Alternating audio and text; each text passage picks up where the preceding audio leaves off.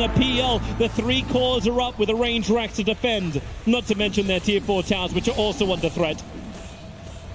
This 4 pokes a bit, backs off. They're looking. Chemical Rage is ready again now for some mail. So if he tries anything. But looks like they're content with backing off for now. They forced an even bigger advantage. This is, I want to say, the second biggest gold lead we've seen this TI. It might even be the biggest, but I remember reading that there's a 40,000 net worth comeback or something. What does Dota Plus think? 99. Okay. 99. How is this not 100%? Evil Geniuses look like they have a, like, maybe it's just the range racks on top that's holding back the megas. It really makes you wonder what games would ever be 100%. Imagine losing this game.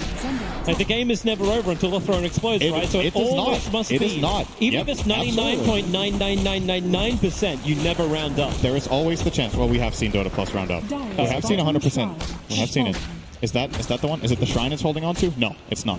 It's got to be the Megas. Yeah. It's got to be the Megas that is waiting for it. There's always that hope with the last barracks for Secret. Oh, Weaver's coming up for it. He'll run straight into Puppy, puts on the Weaver Beetles, and Puppy, so much damage on him, so he has to call the brace. But Arteezy in deep finds the Absol. A perfect concoction chase on over towards Farder as well. Mid one's looking for his own concoction, but the Supernova under the tier 4 tower. Farder and mid one can't focus it. Arteezy and Samel just too strong. The BKB is going to wear off after the Supernova has already got the crush in. That's really the game. No way to defend, and GG is called. Evil Jesus take game 1 against Team Secret. They're motivated, and they're ahead. And they made it look relatively easy. There were 1 or 2 hiccups there for the Evil Geniuses, but overall, this is one of those games where you look at the game in minute 10 and you just see a team that is so far ahead with an Alchemist, and you're just starting to theory craft, okay, how does Secret solve this problem? And I think going into game number 2, you got to think, we need better lanes. Yeah. Either they need to pick stronger laning heroes, or they need to not make these crucial mistakes in the laning phase. Fatsa dying these 2 times before minute 2, the top lane was over. Like, he never got back into the game at all. Like, he had a couple of good arrows, but they weren't based on farm. Yeah, it was they tried to create the space, but you then fed the time to Alchemist just to continue his farm, to buff up the rest of his own items as well as his teammates. It just was a never-ending control of the entire map of Evil Geniuses. Team Secret had no room to breathe. Yep, that's pretty much it. I think we got it covered. Yeah, I think we did. We don't even need these analysts, do we? Well, we'd still like to keep our jobs here as well. Thank you very much, Toby and Synderin. That was game 1 in this best-of-3 series between Evil Geniuses and Team Secret. And EG now leading 1-0. We have a special guest joining us here on the panel. 1437, how are you? Doing good. To watch some great Dota. Yeah. What were your thoughts on that first game? I think EG really came out ahead during the laning stage. Secret had one opportunity where if they matched the Mirana properly against the Ursa from the beginning and she didn't get a level disadvantage, they would have had a real shot at this game. But because they lost both the Silence, they weren't able to invade the Alchemist jungle, and he just got out of hand. You were talking about how, like, the fact that Alchemist was able to hold on to his tower, his mid tower, for so long. A large part of that is because you need that kind of side lane pressure to come in, right? To be able to take control of that area. Exactly. Ideally, you want to be able to take the enemy's safe lane tower and then be able to move into the mid tower and take it with your Morphling, because they had a really good last pick Morphling who did really well against the Alchemist. We even saw him solo kill the Alchemist, but then he didn't have anyone to help him take that tower later because they were so worried about the side lanes going down and being pressured too much by EG. Yeah, so again, it sounds like there's some things to work out here for Team Secret during the laning phase. As we're getting ready for Game 2, for all of you guys watching from home and also here in the venue, don't forget that you can continue to let us know your thoughts on TI8 so far. You can reach us on Twitter at Dota2 and hashtag TI8. Also on Instagram as well at Dota2TI. And of course, for those of you guys watching the stream, if you're having trouble catching up a little bit or you want to learn a little bit more and you're getting into Dota 2, you can always tune into the newbie stream and you'll be able to find out a lot more about the game mechanics and how everything's working, so you have a better idea as we get closer to the finals here at TI8. Well, gentlemen, EG now up 1-0. Quite a dominant performance, I think it's safe to say, given some of the advantages they had. What do you think is going to happen in Game 2? Do you think Secret's up to par, Black, to come in and kind of fix those things we talked about in the laning phase? I mean, we spoke about it in Game 1. I think if we just play a regular game, it's going to be very tough for them to win against them. And I mean, this was pretty much as regular as you can get. Other than the last pick morphling, maybe that was quite cheesy. And and it worked out really well in the laning phase for him. But of course, the other two side lanes, as we said, lost. And I don't know. It's going to be a very, very big challenge to overcome EG at this point. From my perspective, it felt like the last pick Morphling was like there was never going to be that perfect pick in that regard, just because you have both the Morphling and the Phantom Lancer. It feels like while you're addressing the Alchemist, your lineup slows down a lot. So at least from my perspective, I felt like Evil Geniuses did have a draft advantage because of that fourth pick of Alchemist. Right as they saw the Phantom Lancer, they knew they were putting Secret in sort of a hard spot where the last pick was going to be very difficult to cover all the bases. And then the last ban on Meepo, I think, was what was really important for EG's victory as well, because Secret would have definitely picked at Meepo there, like 100%.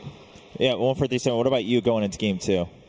I think right now Secret have priority again as to what they want to get. They're really used to having mid one play the last pick hero, like the game with the Morphling. I think they had a really good idea going into a game, but they just need to be able to focus on just winning at least one of the side lanes against EG. Because if they can do that and they can last pick mid 1-0 against Sumail and he's going to have a good game, then they're already in a much better position. And I feel that Secret normally are picking better team fighting heroes as well. So if they can just get through the early laning stage against EG, they're going to have a decent shot at being able to beat them. All right, so still a bit of a toss-up here as we get ready for Game 2. And so we talked a lot about these kind of surprises that Team Secret might be able to bring out. Obviously, we saw that Meepo ban in Game 1. Do you think that's something that EG still needs to be very careful of going into Game 2, or can they kind of tinker with it a little bit because it's the best-of-3 series? I mean, I would always be scared of those, like, the Secret last picks. Like, I'm always on the edge of my seat, like, oh, God, what, like, because Secret's always one of those teams that it feels like they change their draft with their last pick just because of the prominence of, like, some of the cheesy picks that they have. So, yes, I think Evil Geniuses should still be very wary of Team Secret heading into Game 2. I would actually like to, you said that maybe it's like being able to give mid-one that last pick and basically be the game-winning hero. In that regard, do you think that Phantom Lancer for Ace, do you think that hero should be more of like sort of a mid-game oriented, just kind of like a more well-rounded hero, or were you fine with the greed that they showed in that first draft? The thing about Phantom Lancer is he can actually take a lot of pressure from the enemy, and he can also transition into this strong mid-game, late-game kind of hero. The only issue is that they weren't able to just make one of their side lanes be strong. So they tried to like just, you know, play a half-half and just do what they can on both sides, and they just ended up losing. So PL is okay for as long as you're still able to win one of the two side lanes, because you're already getting one of his heroes that he wants to have a good matchup against the male. So what about the Mirana then? Because like I know you weren't the biggest fan of it. Yeah, no, I think Mirana is like at this game he's definitely the tempo hero for them. So I think they shouldn't have sacrificed him. All right, well, we'll find out as we get ready for the draft in Game 2. But before we go over to Game 2, we're all about connecting with the fans here. And Shiver, what's the scoop right now? The scoop, I will tell you exactly what the scoop is, or at least the scoop that I have right now is I have DJ Weed with me. Hi. Hi. Welcome to the arena, because you've only been working outside the arena so far. That's right. That's right. We've got a spot just down the street, not too far, at the Pint, where I'm hosting the late game with Piri and Flex. And a great place to come enjoy a drink, some Dota 2 fans, the community after the event. I think a really cool way to wrap up what you guys are all doing super awesome here at the arena. Now, before we talk a little bit more about late game, there are two questions from the community that I got in specifically for you. Okay. One is from Nask. What is the first Dota 2 hero you played, and why did you choose that specific hero? I'm sure whatever it was didn't go well. And I'm pretty sure the first hero I selected was because someone told me to, right? Like, you're just picking. And I think it was either Lion or Ursa. And I know that those are, like, on two completely different sides of the spectrum, so you can't, but this was years ago, so. All right, that's indeed. Why? Because someone told me. You resist the urge to rub Pyrion's head, from Alice. You don't resist. You ask permission, and when he says yes because he loves it, then you just proceed to do it. So as long as you're not on camera. Okay. Lovely Hotbid and of course Sir Action Slacks. And I think it is a great addition to what has already been built up in the legacy of the International. I think every year, of course, I've been watching from the sidelines, but we've seen new things added, new ways to present the games that are being played, and I'm honored to be a part of the wrap of the day. So. And tonight, your guests. Our guests are Blitz and Arteezy and Machine and Chobra. There you go. With glasses. That means that no matter if you're here in the arena right now or if you're watching online, you definitely don't want to miss that. Please don't. And come down, it's not that far of a walk. I won't buy you a beer, but Hotbid and Pyrian will. And Chobra. I'm sure they will. Yep. Yes. Yeah. All right. If you have more questions to other people here, or if you have just any questions in general about the International 8, use hashtag TI8Scoop, and I will try to get to answering that question. And for now, of course, we are in the middle of a series. We want to watch some more Dota, so back to you, Chobra. Absolutely. Thank you very much, Shiver. Thank you very much, DJ Wheat. Agree with pretty much everything you said except for talented and lovely Hotbit. I think the lovely part might drop out there for that guy. I am so glad you picked up on that. Listen, I was like, lovely. I lived as a neighbor with that guy for a year. Lovely is a questionable term. But before we go forward, I mean, there's so many fans here at the arena. And we're going to check in with Casey, who's out there with some more fans. Hey, guys. So you were telling me it took you how long to make this? 3 months. 3 months. And tell everyone your name. I'm Gwen. Gwen is from Vancouver. So you must have been... Oh, look at that. Yeah. Woo! Why was it so important for you to get to come here? Because it's in Vancouver this year. How long have you been following TI? I went to TI 4, so maybe TI 3. How does the hype this year compare? It's the home ground. It's the best thing ever. Come on, show them what she means. You look fantastic. All right, you and I, we were all talking about that game that we just saw. Your thoughts, because you're here rooting for EG. Too easy for Arteezy. Yeah, pretty much. They dominated the lanes the entire time. It just kept the momentum going and kept being aggressive. I think, was it you who said Arteezy was feeling himself? Just a little bit. Jumping into a whole team without direction, Yeah, like when he just jumped into all them run old people and died a couple times, he was feeling himself a little bit. And you're here all the way from where now? Sydney, Australia. Nice! Is this your first TI? Yeah, it is. Super keen to be here. What do you think so far? I'm loving it. I'm just glad EG's playing back to, TI6, CL7 form. Think they're going to win? I hope so. Can you teach me, some Australian slang? Depends. I don't think it's too much suitable for, under 18 audiences. All right, we'll do it off camera. No worries. Okay. All right, then. Have a good one, mate. What? I said, have a good one, mate. Oh, you have a good one, mate. That was terrible. I'm so sorry to everyone from Australia. I deeply apologize. I want to hear more from the fans. The fans have been so great today, and I know all of you watching at home really appreciate being able to see everybody. So give some noise to each other, because it's so great that we're all coming together here from the international community. Back to you guys.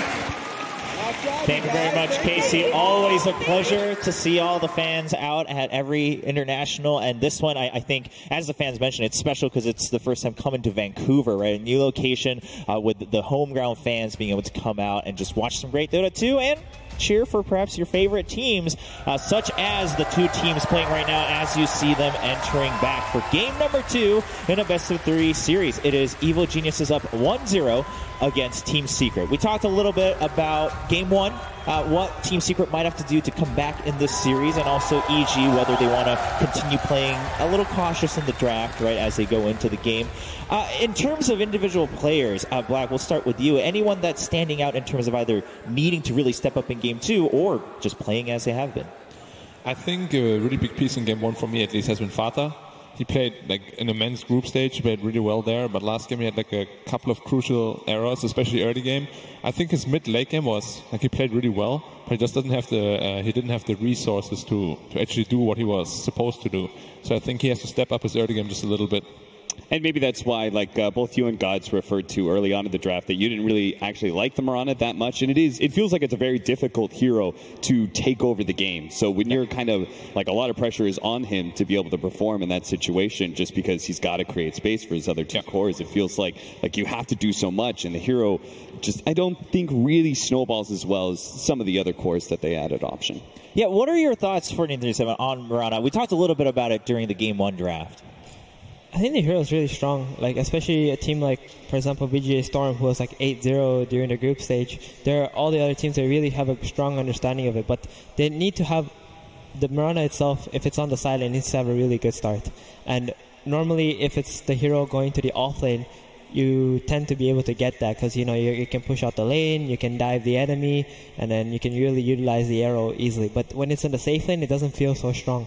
Sometimes also in the mid lane, it's fine too if you're going to get another hero for a last pick. I think overall it's just a very flexible hero, and it doesn't lose too many matchups, so I'm all for the hero for sure. All right. Well, I don't think we're going to slow down anytime soon in this tournament, seeing more Mirana. But like you said, perhaps in better circumstances as we move forward in these matchups. Well, Game 2 now lining up. Team Secret has to fight from behind. But, of course, neither team will get eliminated just yet. This is still the upper bracket. So still quite a ways to go here at the International. Let's talk a little bit about EG, right? We talked about Secret, what they need to improve, how they need to come back in this series. But EG just as a story, right, as a brand and as the players, there's a lot to live up to right now here in Vancouver for the International. Yeah, absolutely. I mean, I think Arteezy is definitely the best story for Evil Geniuses. After all, he is hometown situation. Yep. He's got the crowd behind him more so than ever, just because we're here in Vancouver. And I think also, we saw from the interview, he's got... what did he say? He was like, it's not a curse or something, but something's up, right? Something's up. He's like, why have I not won a TI yet? Like, I'm Arteezy. Everybody loves me. But the truth is, I think that there is a lot of criticism that comes from the community that says, like, oh, Artur, maybe he's too greedy or something. And I think that Arteezy himself maybe wonders, like, why haven't I secured that really good placing at TI yet? And maybe this is the year. I think that this is certainly his, like, the best shot maybe from the last couple of years. So yeah, Black, do you think that partly comes from Arteezy playing a little differently, or is it really the teammates around him now finally perhaps coming to a composition that he feels comfortable in? I always thought he's not really a person that pressure gets to, but whenever he gets deep into a TI tournament, he always seems to be playing like a little bit differently, less confident, not to his fullest potential. And so far he hasn't really done that yet. He has been playing just really well Dota, really good Dota. And I mean, we'll have to see, because I think what was his highest placement, top 3? Yeah, TI4. Top 3. TI4.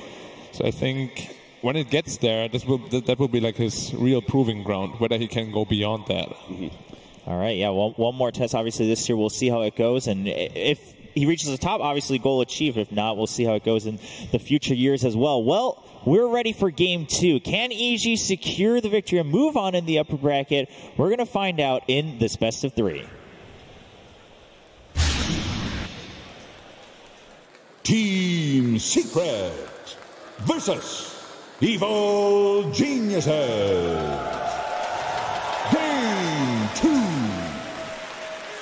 Game 2 indeed. EG just needs one more win to remain in the upper bracket. Team Secret currently fighting to stay in the upper bracket. And we've heard a lot from the players about obviously how these brackets affect their mentality. Obviously you might gain that extra momentum from the lower bracket, but there's a lot of pressure because now you're facing elimination if you go down there.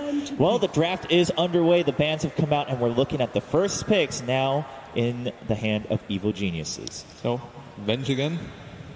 Yeah, I mean, I'm not opposed to it. I think the one thing for me, for Team Secret, I really want them to pull out one of those threats. Like, they weren't afraid to do it in the group stage. They were like 1-2 Arc Warden plenty of times. They would pick up Clinks or Bloodseeker. Like, I want one of those threats to be thrown on the board. Evil Geniuses, obviously, they will have a plan for it. As you can see with the Bloodseeker ban, they feel like that hero they can't deal with. But, all right, we're pretty much just going to go the same go-around, just no Wyvern. Ogre instead. If it ain't broke, why fix it, right? There you go. And in Team Secret's case, what does Ogre fix that Wyvern was not able to do in the last game. Well, they have like a much tankier support, and also with the disable, and it can also boost another hero as well, where they can set up for something like you said, maybe an arc warder, right? These kind of heroes can benefit a lot from the little things that Ogre provides for you. Yeah. And I actually think an Ogre, Mirana, aggro dual lane is like one of the strongest lanes in Dota. You have this Ogre you can't really pass by, and he has a stun set up for your arrow later on. With the Bloodlust, I think it's a really good hero combination, and probably for the laning phase, which they got destroyed on last game, much better than it was in the previous one. Right.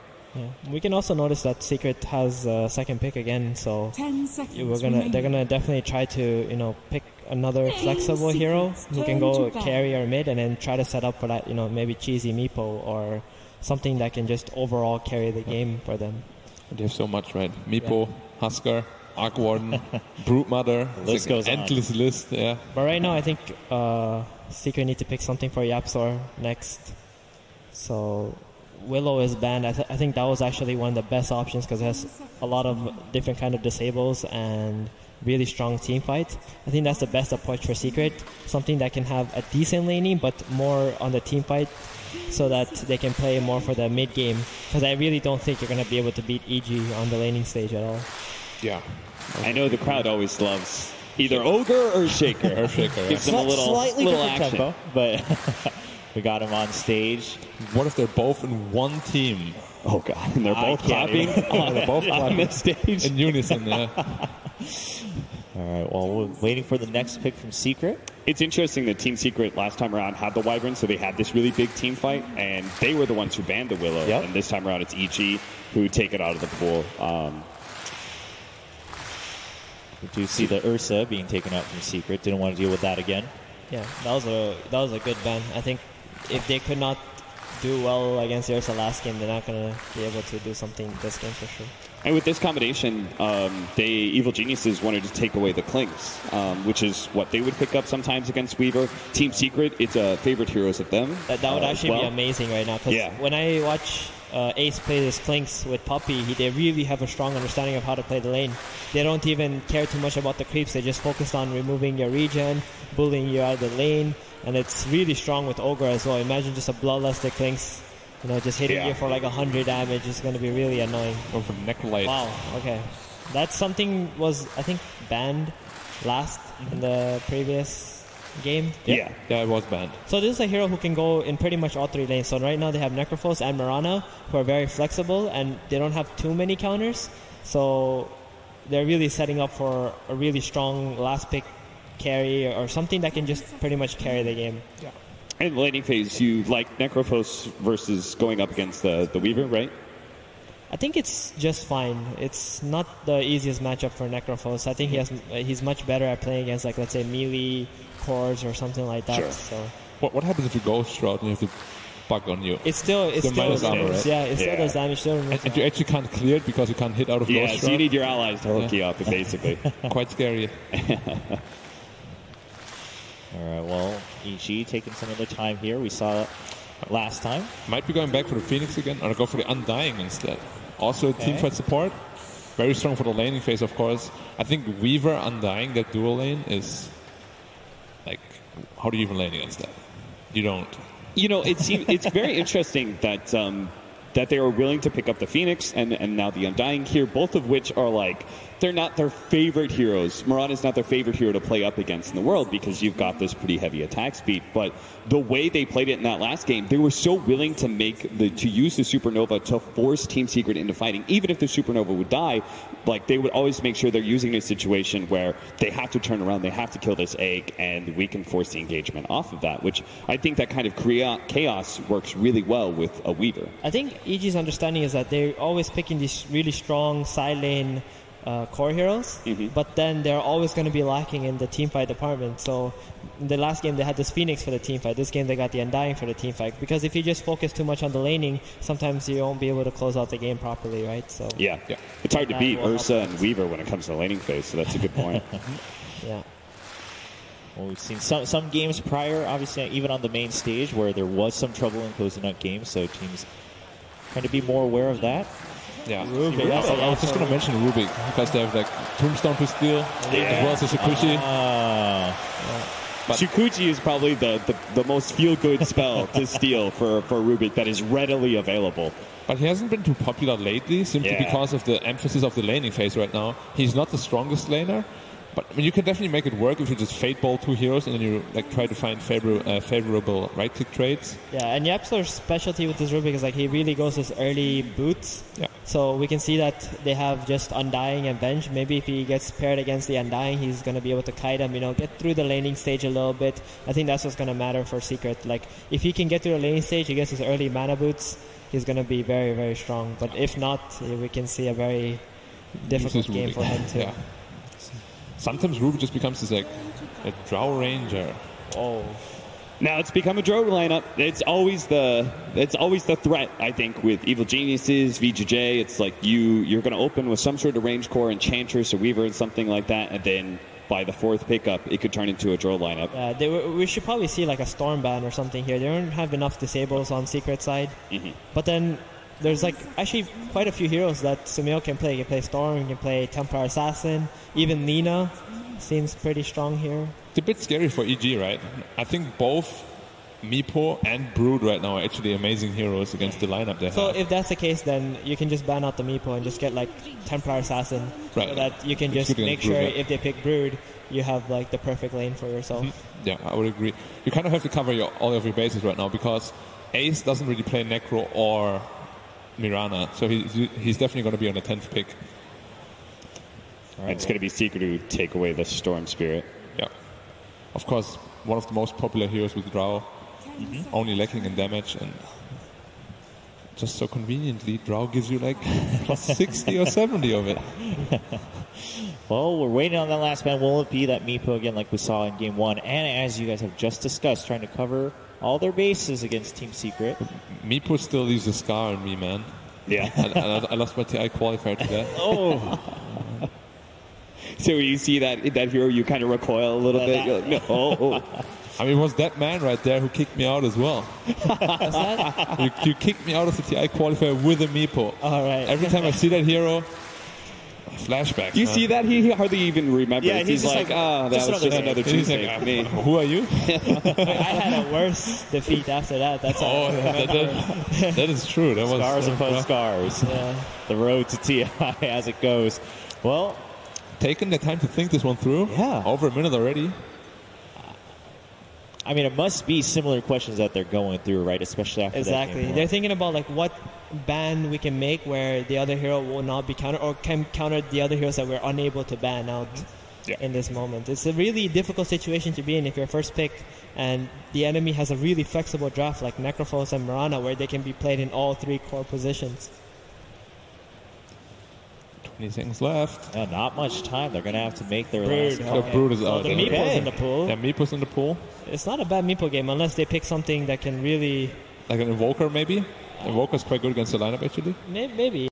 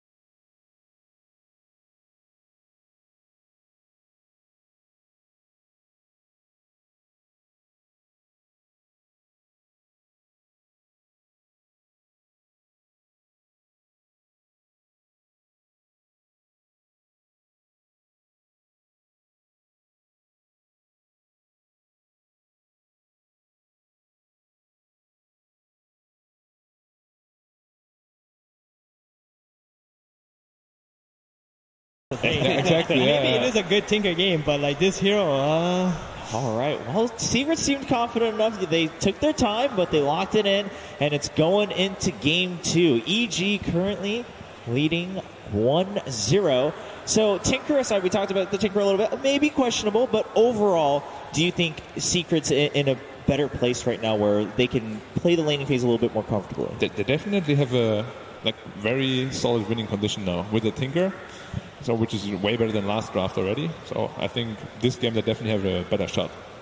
Kat, what about you on the other side as well for EG? I mean, it's scary just simply for the fact that I am not entirely sure if Team Secret's going to be able to have just enough team fight to stop Evil Geniuses, who have this very strong laning phase into a push lineup that is going to pressure Tinker a lot. You hate losing those outer towers early if you're a Tinker. Yep. All right, and last, Fortune 37, your thoughts as we wrap up the draft here? I just want to see a game 3, so I hope Secret wins this one. The heart of a Dota fan more than anything. As we're getting ready here, we do see... Oh, that's a real fan favorite, EG Boba. All right, well, it looks like, Boba, we're going to be able to hear from you about the draft with Casey. That's you. Hi. Tell us how you feel about how that draft went compared to game number 1. Well, there's a small chance we might play a game 3, so I can't say too much, but I think game 1 we're very confident. This game we're also very confident. I think I don't want to jinx it though. So what am I supposed to say here? What's politically correct for me to say in this? We're going to be confident. We're going to do well. We're going to play our hearts out. Yeah, and then you have to say, I just want to thank everybody for making this possible. I want to thank you all for making this possible. All of the sports cliches. I love Vancouver. Yay Canada. Yay Canada. Yay Dota. Yay Dota. Good enough. What do you think priority number 1 is that we can be looking for with the way this game is going to go?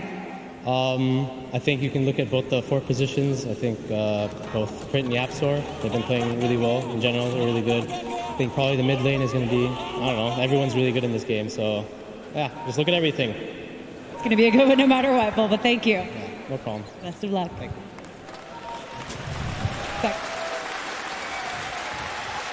Well, as you can see on your screen, the game is underway. This is game 2. Toby and Sin takes away. Thanks a lot. Yeah, that's right. Our interviews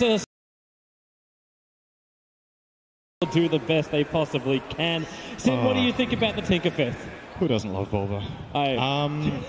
I'm not so sure. I see this weakness in the Secret lineup that they have a really big problem dealing with BKBs. When you pick core combinations like this where you have Tinker and Necrophos, and you, in addition to that, put your Mirana on position 3, obviously in this patch you never know, like Fata might take off and become the true one from the offlane, but I think it's really important for Secret's lineup that there's this awkward timing, right, where Necrophos and Tinker, they want to farm, and Tinker especially wants to farm a lot, and that means that you give the enemy time to get the BKBs. And once they come out for EG, you have all these BKB heroes with Drow. You're definitely going to see 3 BKBs in this game on Drow, Gyro, and Weaver, unless EG get run over or crush Team Secret. And really, that's my biggest concern. I like the panel's suggestions more than this Tinker. I think the Meepo would have been amazing. I think Arc Warden could have also been good. And the third one that they mentioned is not coming to mind right now. That was one more phrase. Basically, it was going to be good. Yeah, I'm not really on this Tinker hype train, but we're going to see how it goes. Crit, body blocking up a little bit by Puppy, ran out of the Ignite. Also decided not to just block the tree line. This is already a TP away, so Fly will go up to the top lane. So it's going to be a 2-1-2. We're going a little bit standard at the beginning. And we'll see if EG's strengthened their laning phase from game 1 is able to transition over to game 2. And we'll see how this mid lane battle goes. The Gyrocopter, not exactly what we were expecting from Evil Geniuses as their 5th pickup. So the unexpected versus the unexpected equals mid lane. Yeah, and this should be a Tinker favorite matchup, so similar to last game where mid 1 had a good laning stage, that could definitely happen again. You just take advantage of the higher range that you have against this Gyrocopter and you just harass him out. We're curious to see what mid 1's skill build will be. Tinker is one of those heroes that can build in many different ways. You definitely want some level of March, but sometimes you see players prioritize the nukes, which is a slightly less farm intensive but way more lane dominating build. And sometimes you see them in less favorable matchups just go 4 and March of the machines and try to jungle to get a fast boost of travel. Yeah, so both options are available. After we talk about how much Team Secret need to actually have influence inside the lanes, going for that lane dominance build sounds a little bit more viable. I also want to keep my eye on this little guy we're watching up at the top lane. Obviously, the future winner of the Arcana, if everything goes according to plan. He got my votes. I think Yapsor has already pimped out enough. I don't know if he needs an Arcana. Just look at that. Yeah. Okay, I think that's like all the coolest items this hero has. Okay. Yeah, he's got everything. If he doesn't have it, gift it to his Steam account. He'll be happy to accept all donations. Bottom lane is a good stun out from Crit as S4 gets very aggressive onto Ace. He's down to 2 tangos and made the most of the chance of Puppey moving off the lane, coming up for the 2-minute rune. At least this time around, it looks like Secret are just already doing better in their lanes. They have a much better start for Fata. Their safe lane, it was close to being a Necrophos kill, but I still think Ogre and Necro can hold their own in this lane against these two. And as we said, the mid lane is favored for mid 1. So it is technically possible here that Secret could win all 3 lanes, and that's the kind of thing that they're going to need in this matchup. They already forced Fly back to base. He's done a long walk with his Undying all the way back here.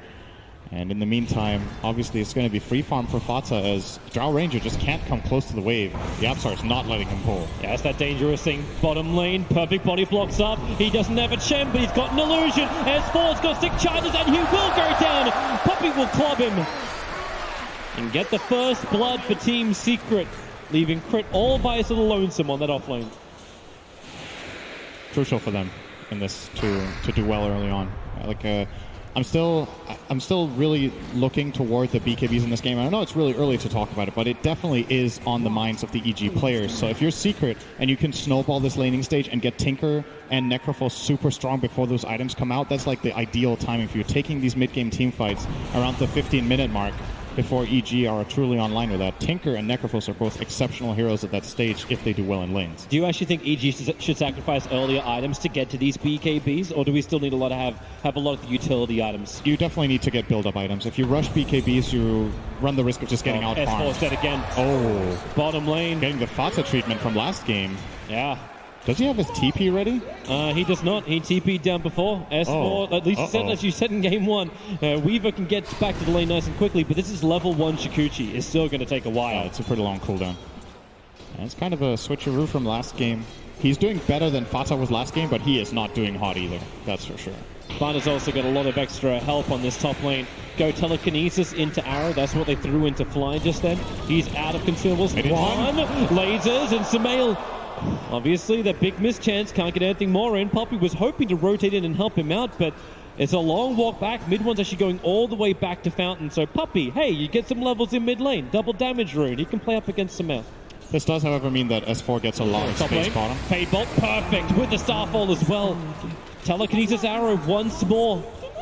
Yapsor and Fata combination, and 20 seconds until Shrine is up. I'm sure Fata's upset after last game. He's got a point to prove in this one, so expect to see him trying to play really aggressive and just outplay EG in lanes, showing that last game was a fluke. The fact he's already got his bottle on the off lane's the best thing that could have happened for him. He's going to pick up both the bounty runes on the top. S4's already moving into position for the bounty runes on bottom. So it will be a 2-for-2 trade-off, but Fata at least can get some charges. Sumail mid, being bullied a bit by Puppey. I would imagine he's going to rotate off the lane now that mid one is back. He wants solo experience here. Yep. And again, Sumail seems to be having a little bit of a harder time. He doesn't have the consumables. He went double Wraith Band as well as the Fairy Fire, so this bottle's a little bit off. He flies out another Mango and a Salve, but Sumail's already in a position where he may consider using that because mid one's got so much burst damage that Sumail backs up. There's the Fairy Fire burn. 2 and seconds he was holding the level 2 rockets. Yep. If Laser was ready there, mid one would have got the kill. But Sumail accounted for it, backed off, and instead of using his flask, he will go and take that bottom shrine. So it looks like S4 and Crit have no need for it. He can use it alone. Damage from the magic missile on the bottom lane. Ace is loving it, but then he loves the Ghost Shroud. Into the regeneration, still hasn't got the bug off him. S4 does heavy amounts of damage with this, and with the Wave of Terror, it's so much negative armor. The Necrophos just cannot survive.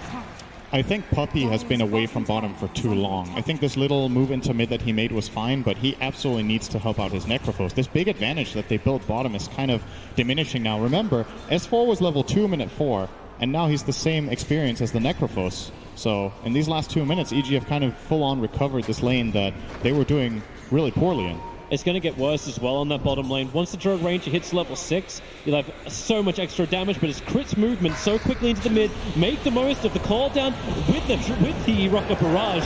The TP support comes way too late and even gets cancelled. They just cannot reply quick enough. I'm really impressed with how many denies Sumail has in this mid lane mainly. He has 13 denies playing against the Tinker. That is not easy to do as a gyrocopter. And Sumail just showing that he's one of those best laners in the world here.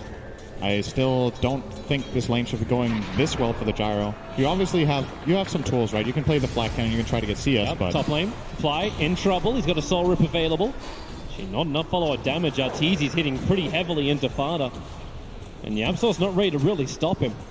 They bullet him out again, though. So this is more space for the dual lane of Secret. They're trying. Oh, arrow. Not going to connect. Arteezy is fast enough to sidestep. And we'll get back to farming. And now, we need to remember in this game, there is a drought. So when Arteezy hits level 6, the other heroes on the map get propelled a lot. Vengeful support, the Weaver offlane, as well as the Gyro get a massive influx of damage.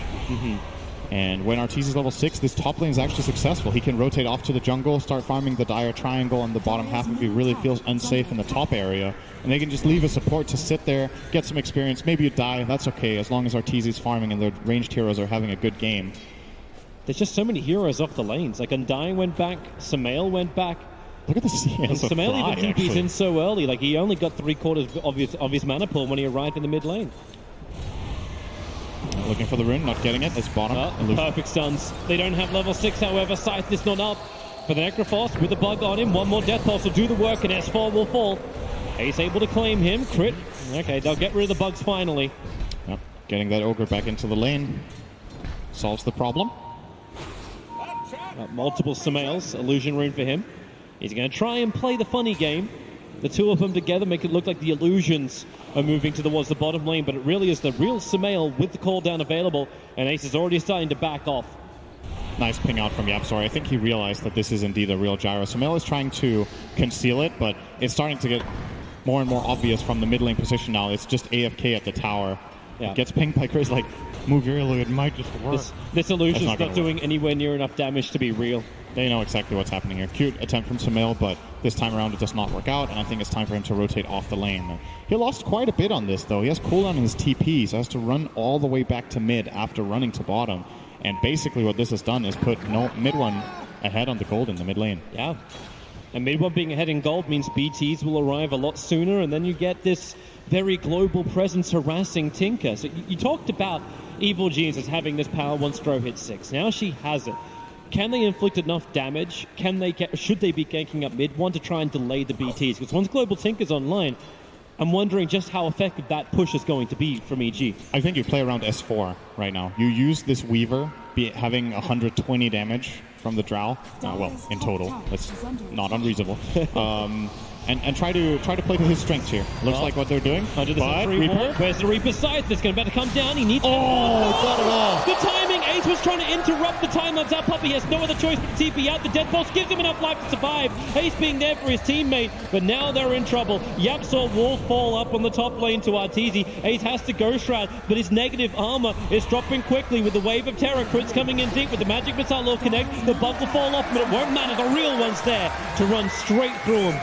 And they got the kill on the YapzOr Rubik top with Arteezy claiming that last hit. So this lead that EG, or rather that Secret, were building is now diminished. They were 2,000 gold ahead, and now we're almost back to an even game. Necrophos is... I feel like it's a bit of a shame when you look across how Secret's lanes went, how this Necro has fallen off relatively. Bottom lane, YapzOr on crit. He's so low, crit, 28 HP. He'll TP out in the trees, and YapzOr... Moonlight Shadow will protect him. He's got 10 stick charges. He's hiding in the small camp. The bug disappeared. S4 ran the wrong way. For a moment, it looked like he had the right read there. YapzOr's going to solo burn Shrine because, hey, yeah, you know what? He's caught. You can say it, Toby. He's greedy. It's okay. Okay, he's not going to offend anyone, including him. You played with him. You definitely know. It's like, ooh, Shrine. For me? Yep, sure, take it. Yeah. I mean, nobody else needed it anyway, so why not? Might as well burn it there. Arteezy's gone jungle. He's just trying to keep bottom lane Ace is in trouble. They're going to dive him with Tombstone. He is screwed here. Yeah, he's got the Ghost Try to buy a little bit more time. Fly's a little unhealthy, but okay, it doesn't matter. The call down so much damage with Rocket Barrage. Gyrocopter is one of the best carries against Necrophos in the stage of the game, just because you really don't want to Ghost Shroud, but you have to when these physical damage heroes come in, especially with the Drow aura. Gyro just solos him through the Shroud. Like this level 4 Barrage plus call down takes him from full HP to 0.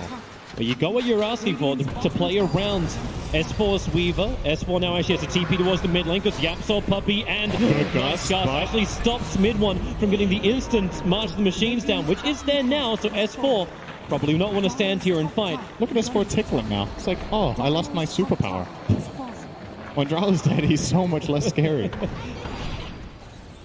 Funny thing is, too, with the, BTs are up, the tier 1 town fell to Fada. We kind of forgot about this Mirana, and you can't. He's #1 in the net worth, well ahead of Arteezy. This is a beautiful start. Compared to Game 1, this is the dream. This is the trade-off that you take as a team when you pick Drow in this patch, I feel. She's such a weak laner that you can't expect to win that lane, and you are hoping to win the other two.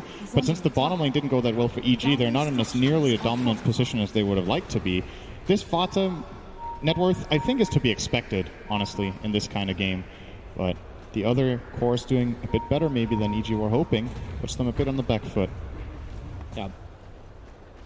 But with that movement onto top lane, Arteezy has to come to defend it. EG's just scrambling a little bit. S4 is the man having the best time, which is not really a great thing to say when he has exactly the same net worth as the Necrophos. He needs to be part of these fights, which is about to happen in mid. Samael and Crit rotate around the back. Ace is becoming the punching bag. He'll get the Ghost Shroud up, but he just amplifies himself. Death Pulse is available, so he has to, he sustains for an extra half a second. He even leveled up Ghost Shroud to have longer duration on it to get another heal out. I think he had a Death Pulse and a one with a lot of charges on it, and he still died. And they also used Moonlight there, I believe, yeah. So that's not available for 2 minutes. This is a great pickup for EG, especially if they end up getting the tower here. And S4 is rotating in behind. That's the swap onto Yapso. He'll get the pickup and throw it back down again. And he actually steals swap, tries to get away, but S4's already redirected homing and he's looking for mid one as well. Tinker. There's the time left out for S4. Mid 1 did not account for that at all. Basically, the homing missile was flying toward Yapsor, and he died and it switched direction onto the Tinker, and S4 immediately picks up on that. He's like, great, free kill. S-Star falls in the wrong position. Fly trying to deny himself up to the Centaurs, but no. Even if the Centaurs soup with the last bit of damage in, the Reaper's Scythe claims the kill.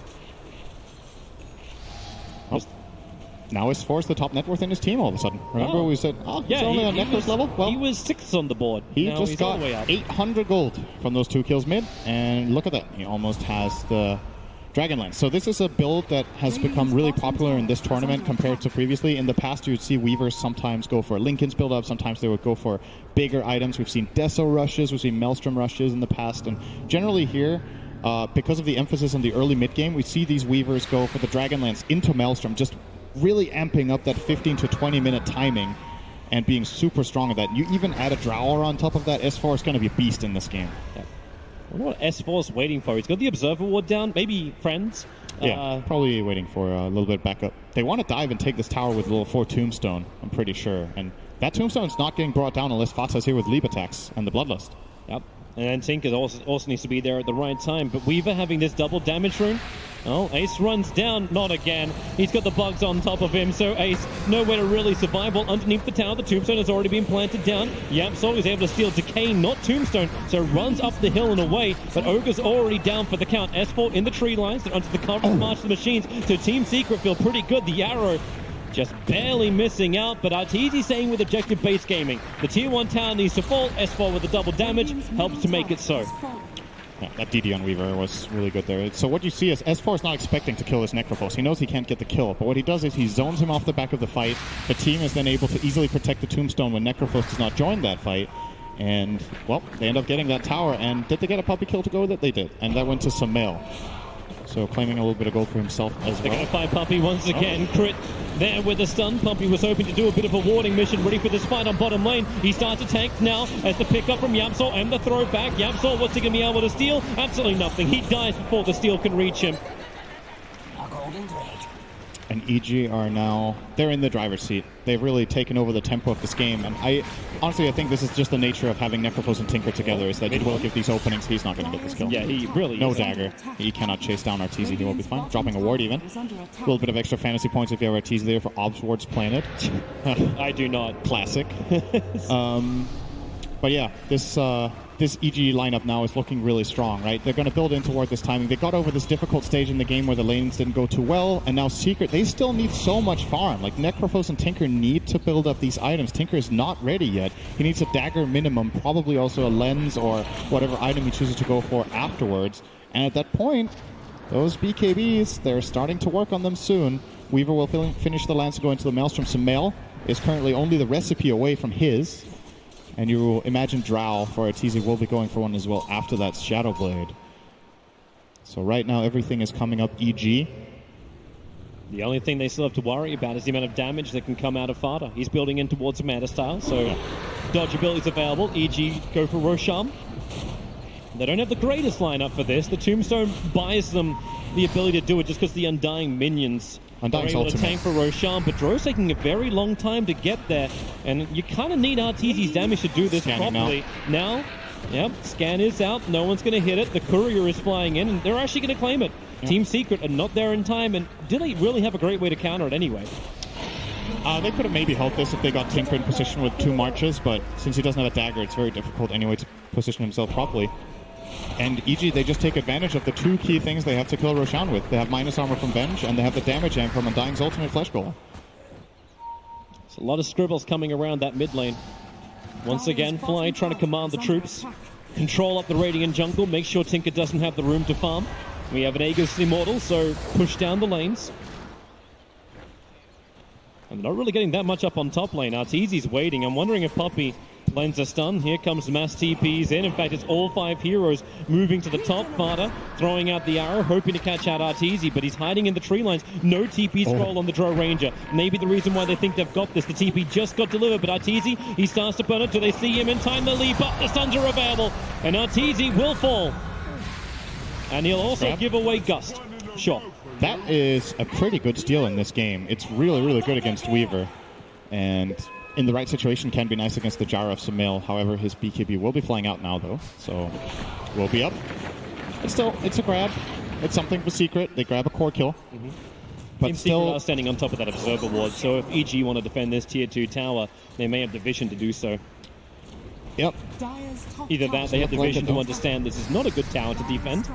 Secret's ward behind the tower is really good, though. And they have a very good read on what EG are doing, and they will just be giving this up. This tower is very difficult to defend in a 5v4 situation, so they're just going to let it go and keep pushing out the lanes. So Sumail is taking care of mid. He'll go back there in a second while S4 is pushing out bottom. Oh, Puppey. Bloodlust for a little bit of movement speed. They'll swap and stun and straight back into Sumail. Arrow will not reach in time to help anybody. And S4's taking the bottom tower. Nothing like a bonus 59 damage from a Drow Ranger onto a 120 damaging S4. To make things work, the laser will cause a couple of problems. He didn't realize the sentry ward was up. Oh, he's in trouble now. He's going to get the pickup and just push him back with the Gust up, break the Aegis Immortal. Time-lapse of all things was stolen. Here comes your arrow. Perfect. No! The timing from Fada was an inch away. You could clip the antennas with this. Well, he dropped the sorry at least. So that's something. Yapsor didn't get the spell that he was hoping for. He got the time-lapse. He definitely wanted Shikuchi in that situation.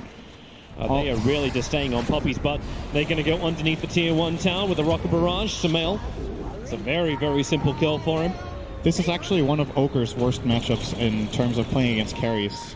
The Gyrocopter is super annoying just because he's not, the way Ogre plays in this early mid game is that you feel like you can't come close to him and just man-fight him, but Gyro just brings him down so fast. Yapso gets a quick pick and drop down. Blade Mail's trying to make him kill himself. He almost does it with the side fly. He will fall down. It wasn't to the Reaper side, however.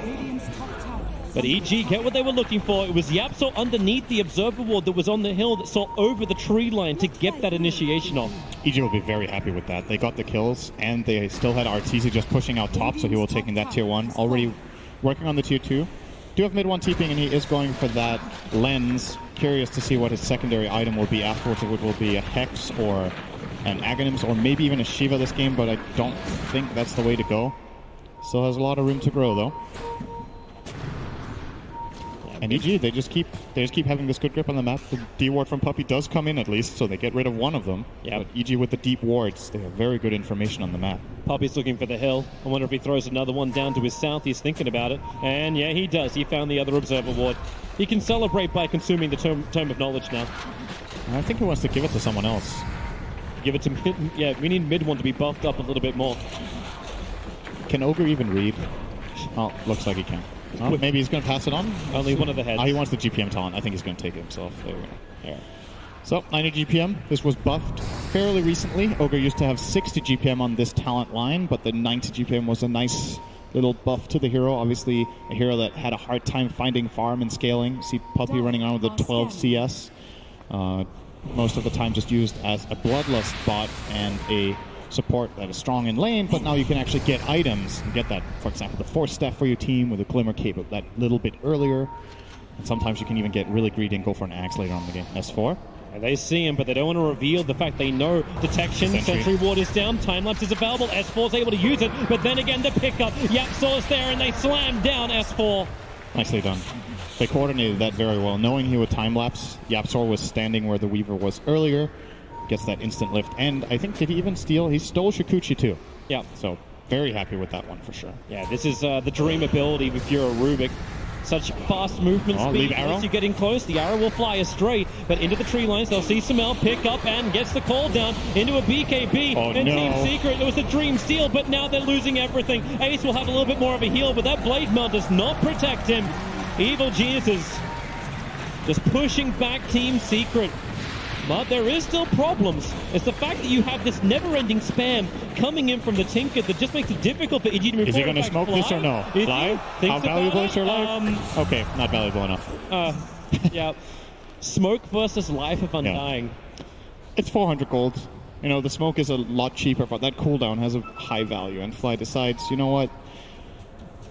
I'll just take it. We're giving him the credit. He also saw the rocket coming his way. Yeah, he definitely was aware of his Like a bad surprise, like Arteezy, who was just farming up the Ancients on the Radiant side of the river, allows Team Secret just to walk up and execute him. That's a big kill. They had that great Observer Ward from earlier to see Arteezy there. And they want the tier 1 tower mid.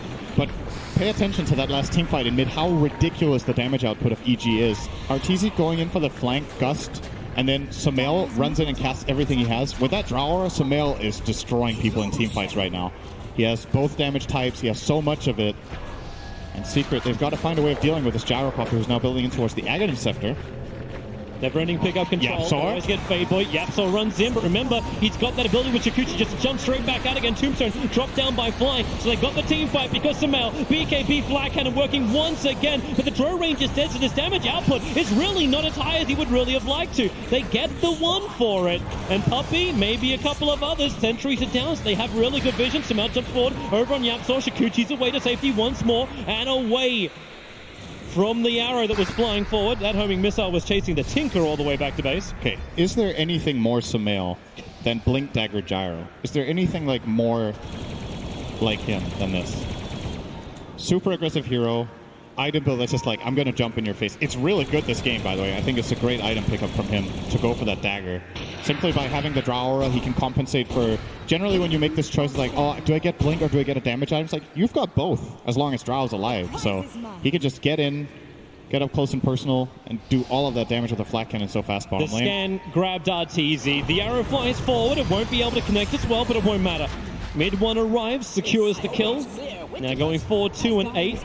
And this will allow Team Secret to take both the bounty runes on the bottom, but they lose both of them on top. I think Arteezy might have been able to expect this was coming. It's the 25-minute bounty rune. He heads down toward the bottom lane that's already pushed in by Secret, and just easy punish for them, and they will get the runes down there. So 2-for-2 rune trade, but Secret get the core kill and the tower. And Fata is starting to get really big now. However, his item build does not allow him to deal too much damage just yet with Manta into BKB. But you understand why he wants that BKB when you see what the Gyro is doing to him every time he tries to hit that tombstone. Samel's protecting it very well. And that seems to be a part of the reason they picked this Gyrocopter is every time they drop the tomb, they have this secondary team fight core that just follows up and makes it a really, really difficult choice for Secret to commit on it. Team Secret are committing to the bottom tier 2 tower. Fardas having this with no issues. Catapult behind them, and Evil Geniuses didn't get enough of a push up on top. They have planted aggressive observer wards back behind the tier 2 tower on top lane. But with March of the Machines, it's so hard to jump forward. And again, Fly, S4 and Crit's right behind him, ready to fight. But here comes Sparta with a Starfall. They already get the grab, and the Stolen Tombstone from Yapsor is going to make this a minion fight. As Crit into the tree lines. He actually can live through this. It's S4. No, we cannot. S4 can't get the kills in time. Puppey's kind of stranded as well. Double buybacks coming in from Team Secret. They really want to win this fight, especially now that Samel doesn't have cooldown, doesn't have BKB, and Arteezy can't even get up the bloody hill. The Lincoln Spear tries to protect him, and it will not protect from rockets. A double kill for mid one and two big ones as well. It was an expensive double kill, though, to buy back 2 cores to get that 1 kill on Arteezy. Crit did buy back for EG, at the very least for Secret there, but...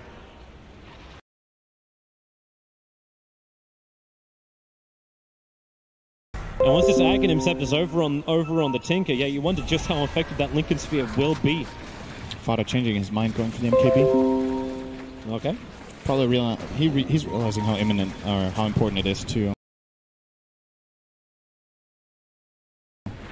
start getting some damage up. It's still going to be tricky without BKB though. Yeah. Fly knows the Observer Ward's on the hill. S4. It's covered by 2 Sentry Wards. S4. They're going to see him here.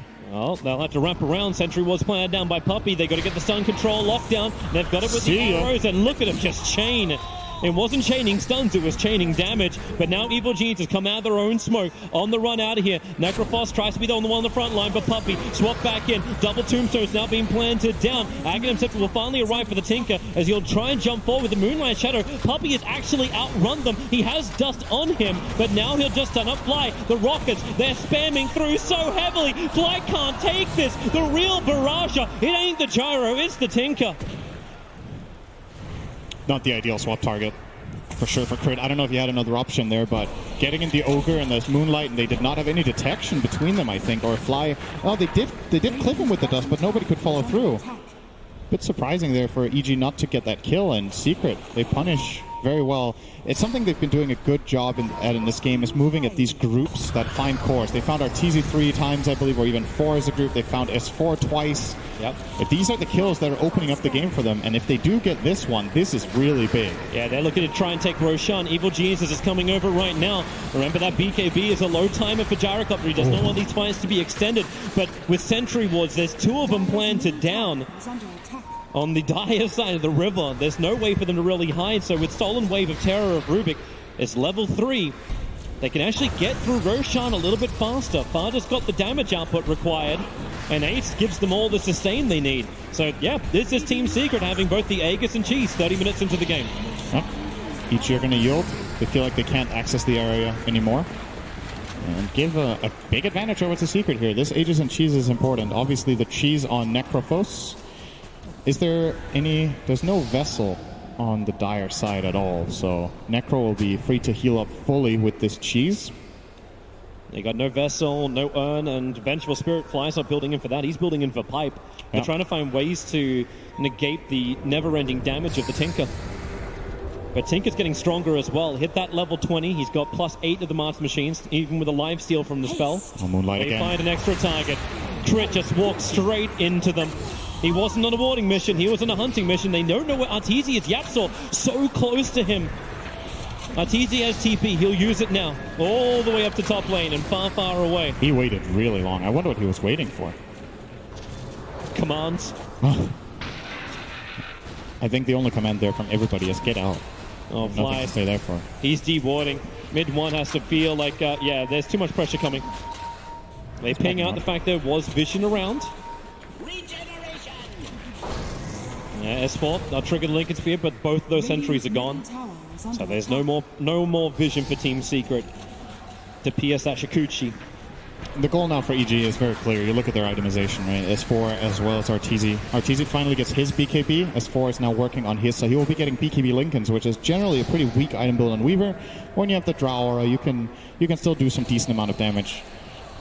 I have this feeling that S4 is regretting the Lincoln's purchase right now. I think he should have gone for a damage item straight into BKB. The Maelstrom BKB build that we've seen from him previously this tournament would have been really, really good this game. Maybe he was hoping that the Lincolns, in addition to protecting him from the Rubik, could have maybe been a clutch save against the Reaper's Scythe. But that is really difficult to do in the heat of the moment in these fights. Yep. And now Yapsol's got a Blink Dagger coming out in the courier with the Yule Scepter, so this Rupik is becoming even more of a nightmare in the engagements, let alone the invisibility you're talking about. So Team Secret, they know they're the stronger team at the moment. They will push down mid lane, they'll take the tier 2 tower. And I'm really starting to get concerned about just how much damage Samel can do in a fight. Even though he's going to get the Satanic, his BKB is down to a 6-second duration. Yeah. Like, how is he meant to take these engagements when Team Secret seem to have this way just to back off the sustain from the Death Prophet, the tankiness that comes from the Ogre, who is no longer just the meat packet that EG can pump into and kill pretty quickly. He's got Medallion, he's got Urn. Good swap. Swap him. He has cheese. Found the target, he has cheese, so go Shroud and then get the life back up again, call down, commit a fly. He's going down so low. Look at the damage! Rockets, but the flat cannon from Samael, he hits in like a truck. Ace is gone, Father is committing. The Starfall won't be able to kill off S4. The Rockets are following after him. He's got double and S4. He will survive as the Rockets just disappear. Look at the damage recap for that fight. How much was on him? Okay. He did 5.1k. His team combined did like 2. I think it's going to get higher because Samael is not a 5k player. He is much more than that. That was some serious damage. This time around, Drow ready to fight. Obviously the BKB used for Arteezy there as well as the reveal of that Black King Bar paying off in a big way. They get rid of the cheese, they get rid of the Aegis, and Secret, they did not even claim a tower. Let's see it again. So, Fly, you can take all the damage you want, but it all started with a swap onto Necrophos. Yeah, so he quickly gets the Yules off and does manage to pop his Ghost Shroud as well as the cheese and disengage, but just the amount of damage that's going into the back line. And Tinker, well, Tinker can't do anything for now, right? These BKBs, Arteezy and Samael are free to hit. Yep. And S4 will have his now too. He just purchased it up. No buyback. But that is a really, really big item. Yeah. I think S4's goal in this coming fight is to isolate, just find the Tinker. If you can run in behind him, get bugs on him, and just hit him, he is out of the fight, and he has no way of fighting back onto him. Surely, Samael and Arteezy can get the job done on the rest of the Secret lineup in the middle of the fight. Oh, yeah, I was worried about the 6 seconds, but 6 seconds was more than enough time. That was still a lot of damage. Yeah, he did all of it before the BKB ran off. He did 1k DPS. It's not bad. Yeah, it's fine. It's fine. It's fine. Looking around the Roach Pit, is Puppey coming closer, sentry for sentry. Not even being a trade-off because EG keep theirs up, and they instantly smoke.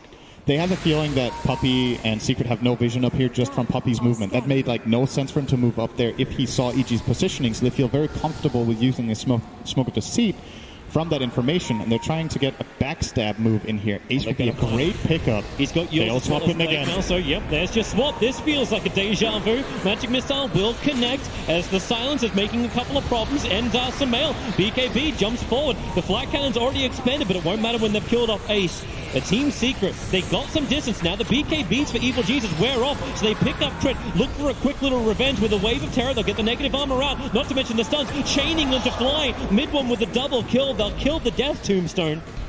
This is a really awkward place for EG to take this fight. Next to the Shrine, sure they do get the Necrophos, but Ace buys so much time, and he basically outlives the BKB of the Gyrocopter, so when the big team fight stuff comes in, he already used the call down.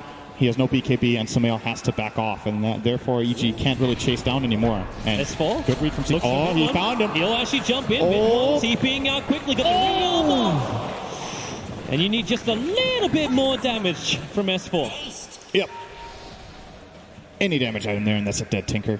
And that just, it goes to show what can happen in the coming fights, right? If S4 does manage to pull this off, mid one knows he has to get the hell out of there. Might see him buy Ghost Scepter for value, perhaps. He did buy BKB and straight up sell it, so he's changing his mind. Has the money for Hex, if he does want it. Mid one's actually very farmed in this game at this point. Alright, it's like, changed my mind? Nope, didn't change my mind. Effectively just wasted 15 seconds. But it's like, he probably couldn't travel anywhere at that point. It feels like the map is really dangerous right now. Very limited vision. Team Secret have actually given up on that whole Sentry Ward battle. They got a Gem of True Sight onto Yapsor. So he's going to be a critical in his positioning, especially up against S4. As Shikuchi run through the backlines. Quick question. Who do you think bought the gem? I'm definitely saying it wasn't Yapsor. Correct. It's 100% Puppey. Yeah. It was. Yapsor would never spend money on such an elaborate item. I feel like I call him out every time. Actually.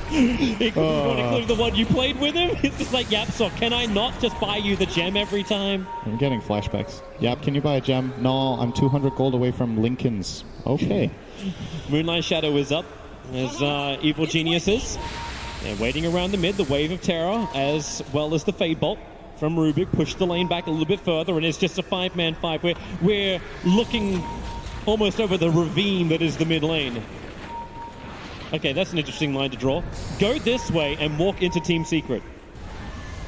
S4 just quickly showing bottom and pushing out this wave a little bit, or maybe, yep, he will do it again. Oh, Puppey is so close.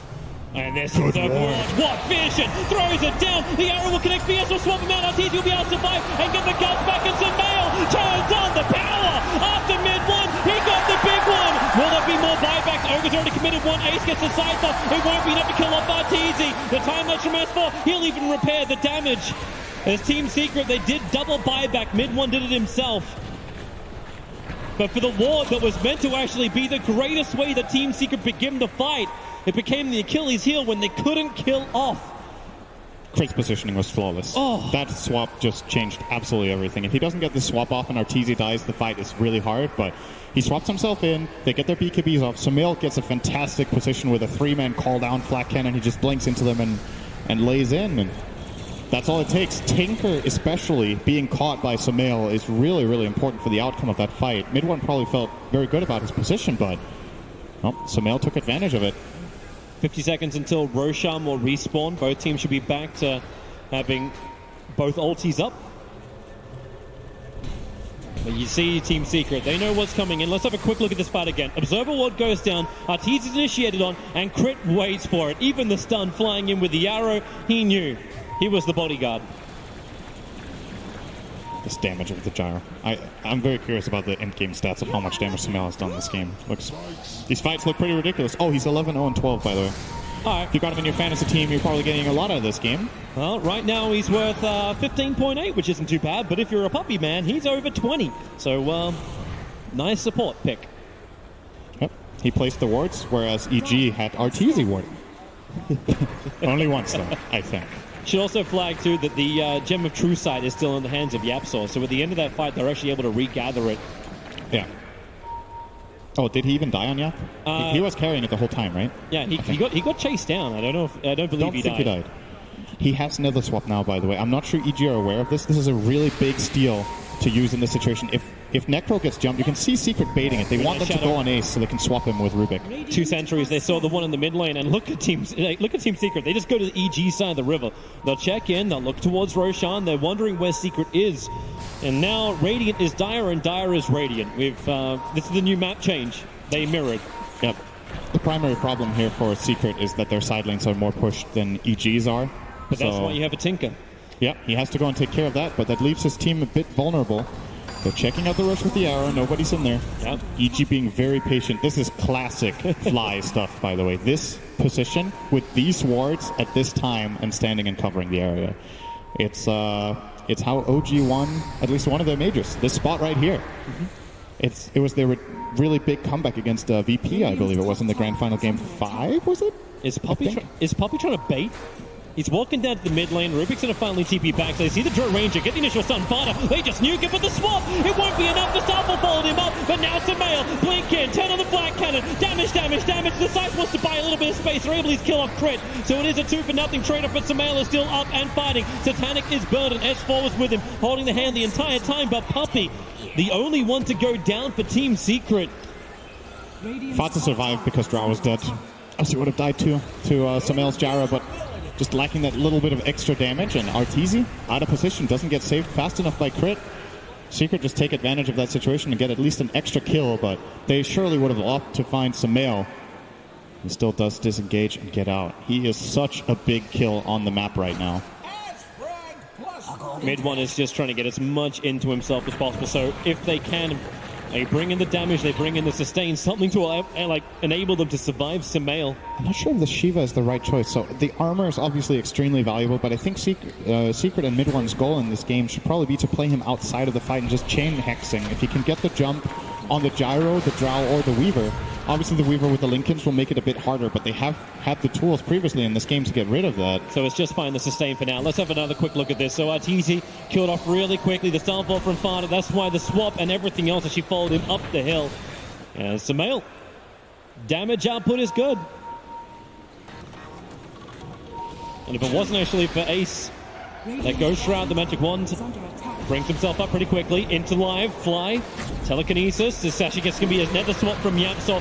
Two tombstones down so quickly, but as you said, double tombstones down. Yapsol's hiding inside with Ghost Scepter. Your Scepter defensively up. He can't jump out of here. He's just sitting as the Undying in his form underneath Roshan. Wait, do they not have vision? Yeah, they don't see him. Then they actually keep giving vision over to Team Secret to rocket spam at Evil Geniuses. They get away from the double tombstones. They may be a little bit concerned about bottom tower. The creep wave took out the tier 3 tower while this was going on. A Drower, look at that siege creep just taking out like 10% of the melee Rex HP in one attack. Mid-one, it's like if I laser this, does it please miss? He takes care of it, but that's maybe an opening for EG. They're trying to bait this out. Arteezy with the haste, but they saw this rune getting picked up, so they know something is up. Secret with the high ground position. Mid-one needs to nudge more. Evil Genius is backed off to their side, as you said. Got to stay hidden as much as possible. Evil Genius is just checking with waveform. Ghost Shroud Ace actually thinks about checking and yeah. Watch that Vengeful Spirit's positioning. His disc is on cooldown in front of the 50. Oh, mid-one needs to shove in these side lanes. Right now, EG have no real threat. And then actually, yeah, they know it. They smoke up. They'll move down through the river. Looking for a target. Puppy is the Night Watchman up on the hillside. Do they actually break the smoke? Rubik, Yapsol sitting in the trees. Smoke will break, but a quick blink away. Yapsol is out, and they get the pickup. If Arteezy dies, he won't. Chris Center swap and flat cannon. Samel goes once again. Fighter has to leap away. Ace is the sacrificial lamb. He'll sight, but there's the heal onto the Vengeful Spirit, plus the hood to save him. Ace somehow is surviving through all of this. So much ability use, but no death. Somebody die already. Never-ending fight. Evil Genius is back into Roshan. Team Secret are coming over, but they're way too late. Refresher Shard is available. Did you know that Drower line... Pick up. Yapsol's not done just yet. The rockets are flying in. Ace is in pretty close. He's got the protection. The Tombstone is doubled down once again. So Team Secret, they have to buy the distance. Puppy into the back lines. Goes to the sun over on Samel. There's no BKB on him. So they probably feel the confidence to fight, but there is no confidence. Puppy and Ace just get obliterated by Arteezy. My god, did you see how fast they killed that Roche? Yeah. When you're at this stage in the game and you have one minus armor hero and you have 3 ranged heroes with that Drower, it's like they took half of Roshan down in 3 seconds. And that's the one thing they got out of that fight. Nobody died, but EG got the superior positioning on the map and they very correctly identified that they can grab this for free. And Puppy coming in. The one silver lining was that Undying in that moment did use Refresher Shard to get those 2 tombstones down, so... no shard in the coming fight. I guess you see this moment once again. Yeah. So there's the pickup. Undying holding the shard. So Refresher Shard 1, Tombstone, then Death Tombstone. He was actually very close to getting a heal off on himself, and he might have lived there. And Puppy really wanted to make sure that Samel didn't do any kind of damage. He was actually so far away from the rest of his team, too. He walked in as a buffer in that situation. And they were... it looked like they thought they could maybe fight it, but in the end they had to back out. So, EG, good grab for them. Who's sitting on the Aegis? Aegis on the Weaver. Was Cheese used, or...? I think it was. I can't find it anywhere. It's in no one's inventory, so I'm saying Cheese is used. It wasn't stolen, right? No. Okay, so Cheese was used in the middle of all of that. So only the Aegis to work with here for EG, but still pretty important to have on the Weaver in the coming fight. S4 can play very aggressively with his newly picked up Nullifier. He will be able to kill off the Necrophos very easily after Ghost Shroud. Also give him a way of potentially isolating either the Tinker or the Mirana before PKP usage would be very nice. Fishing arrow from Mirana. And Samel has Daedalus with Aghanim. Do they actually have, like, so double sentries on Undying, there's dust on the Vengeful Spirit, but once it's Mirana, who is rapidly approaching 25, gets Moonlight Shadow at negative 70 seconds, Team Secret can have so many ways to come out and try to fight. It's probably still going to take Fada 5 minutes or more to get to that level 25, so still need to... Similar to last game, they're kind of locked in their base now. They don't have very much map to work with. Puppy is standing still. Oh, he's just hiding. Yeah, he's all right. Bloodlust. He's got nice wards up for Roshan, who's currently dead. Yeah. Well, he just wants some sort of info at this point. S4 can't find his opening. He was hoping Arteezy's push down mid lane would allow him just to chip away at the bottom range racks or any racks. They are opened up. Puppy has finally left. TP back home. Speaking of talents, big talent come out now from Fly. gets the Tombstone attacks to destroy talent. This is going to be really difficult for Fata to deal with, even with the Manta.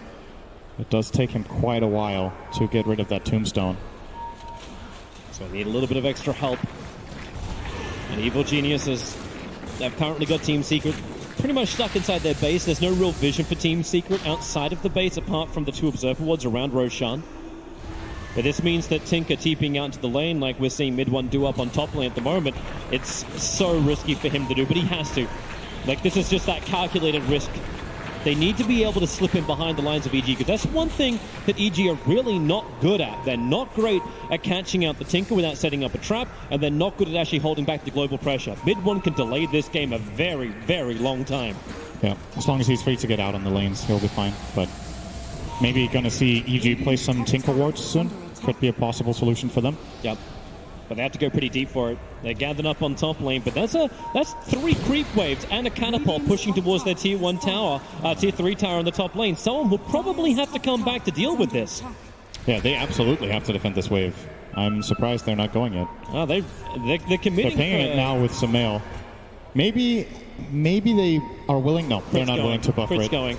They could let their tower take half of its health and damage there and let the waves take care of it. Look at this from Team Secret. Crit's gone, the swap is removed. There is an Observer and Sentry down, but Team Secret, they're looking for an angle to fight. Do they actually know where EG is? Right now, this is EG's home. They're charging rent for this area.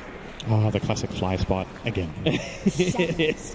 Yeah, Moonlight Shadow, they'll bounce down. They're going to find Crit moving down the lane. Nice little arcane rune that Samael's moving over for. Crit's right next to him. The side comes down. Samael will die. And they look to get the follow-up into Crit. Yapso protected by the Ghost Hunter. Crit will go down. Fighting with a double kill. Mid one. He's underneath the Tombstone. The BKB protecting him, allowing his TP out to be successful. S4 was trying to chip away at him. They get rid of the Tombstone, so Team Secret can stand here to fight. But they already want to retreat. Yapso, they're in the mid lane. It was the Yules have to pick up a time lapse. S4 runs away as fast as he possibly can to the north. That rune bait, the arcane rune in the river, a bit of miscommunication it looked like, as Venge was also walking in closely to the rune, so the swap wasn't a possibility there from Crit. For the first time in this game, he can't get the swap, and now they're definitely going to be forced to buy back Venge, maybe even the Gyrocopter, and this game is really interesting again. S4's trying to force in the top lane. If they can bring down the tier 3 tower, this opens up Team Secret to even take shrines of their own, or maybe the dream to leave their side of the river. Ignite spam from Puppey, the Martian Machine's given the cover, great swap back into the Nullifier, but Ace, he's protected by the Aeon Disc, so he just moves away. Crit goes down again. Arteezy swapped into the middle of the fight. The tier 3 tower will fall. Arteezy will buy back his life. He needs to be there to give the aura. The top lane is pushing in. Does Team Secret take the racks and back out? Can they do it in time? Tinker's got the defense duties under control, so 25 seconds before Samael is back to the world of the living. You've got Swarm in 1 second. That may slow it down. Who are they focusing on? They're trying to get both things. They have to take the melee racks right now. It's so low on life, and there it is. Team Secret, a full mid-raxing, but they're going for more. They're going up for the top lane of racks. You've still got 8 seconds for Samael. He doesn't want to buy back from this. You can take the tier 3 tower and then potentially retreat. With the Master Machines, the cover is thick. It's heavy. S4 doesn't care. He runs into it. Do they have the control? Not when he's BK beat up this Fada. Tries to stand his ground. He'll go down, but Samael is here. Samael, the defender. He will hold him and kill him. A double kill. The call down clipped Puppey on the edge. And Team Secret, did you just overstay your welcome? It's definitely going to cost buybacks the other way, and the biggest deal here for EG is that they did not lose the Gyrocopter one. Samael still has his intact, so can go for a big play in the coming fight where maybe he buys Boots of Travel and reconnects with his team if he gets focused down this next time. But it just shows the importance of Crit's positioning in this game. The one time he's been playing almost a flawless game with his swaps, but this time he's out of position, and it has such a huge impact on the game that they get this 1 kill on Gyro. It's a full lane of Rex, it's a tier 3 tower, and they force Arteezy's buyback as well as that of the Venge. Should flag the fact that Rubik actually has the Venge swap still, and he just completed an Aghanim Scepter. It's Yapso. So it's a long swap out. They'll have Necro available.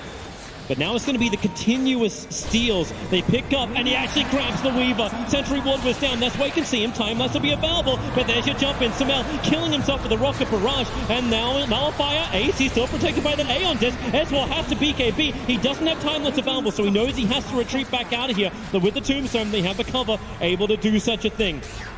Double buybacks were out from Team Secret. Triple, sorry. Yep. All 3. Mirana Necro as well as Ogre. They held their racks, but that was expensive. And now it feels like EG is one up on them again because of these buybacks. They still have the Samael one to work with.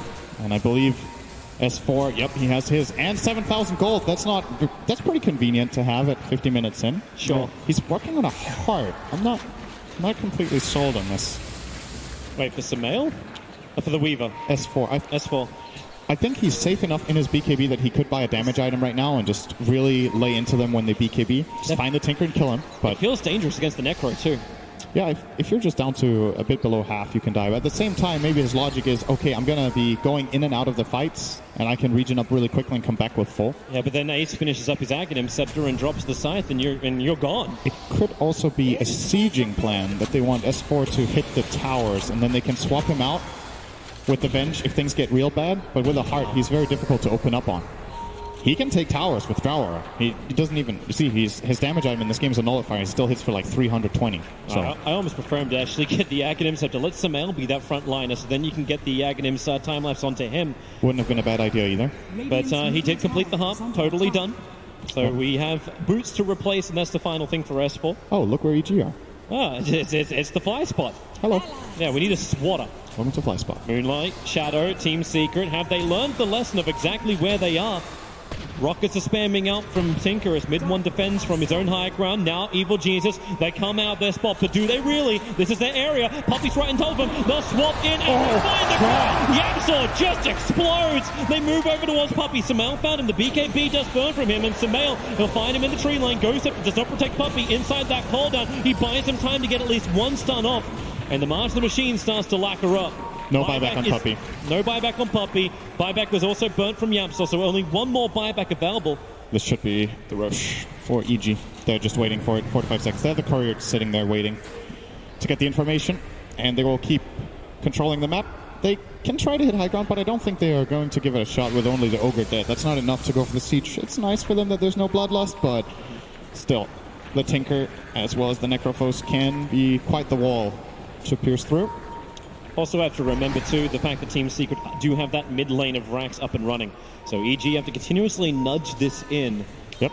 But because they've basically positioned themselves on the fly spot, you've got top, you've got mid lane, always S4, in very close reach. It's impossible for S4 to die while pushing out this wave if they have the right position.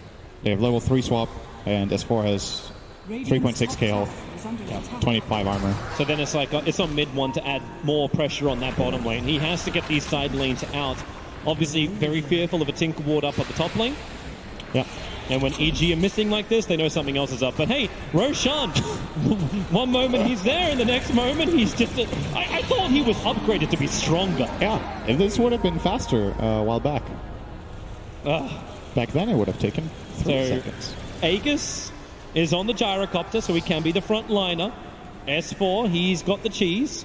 And Refresher Shard sitting in the backpack of Crit for the moment, and he actually just gave that over. It's in Gyrocopter, so Samael will die. He'll switch in the Refresher Shard, and that's going to be so much damage. Double BKB for him, double Satanic, and he's still got that Daedalus ready to rock and roll. And most importantly, double Flat Cannon. That is really, really strong on Gyro late game. Since Gyro lost that talent that gave him the extra Flat Cannon attacks on level 15, it's fallen out of favor a little bit. It's still been a good hero from time to time, but with this Refresher Shard, those 12 attacks that he can get from 2 full flaks, it's no joke.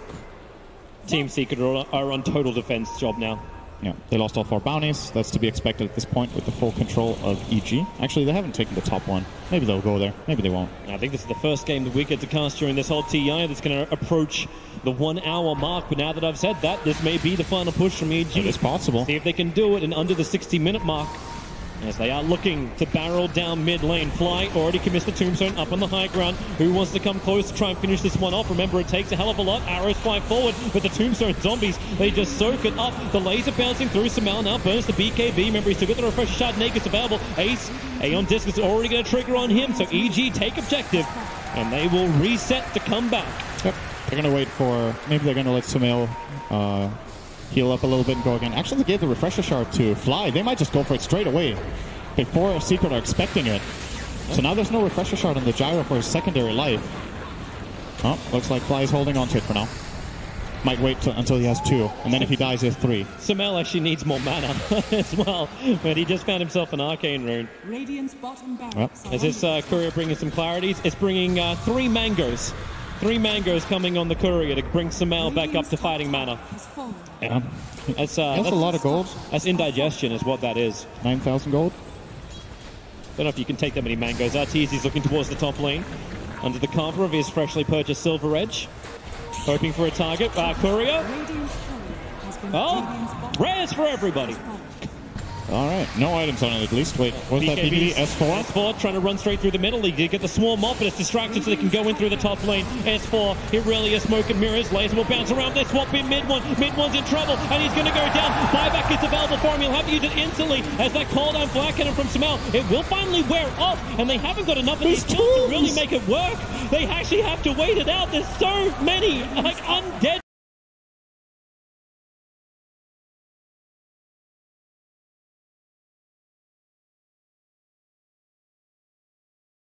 minions fighting around. Team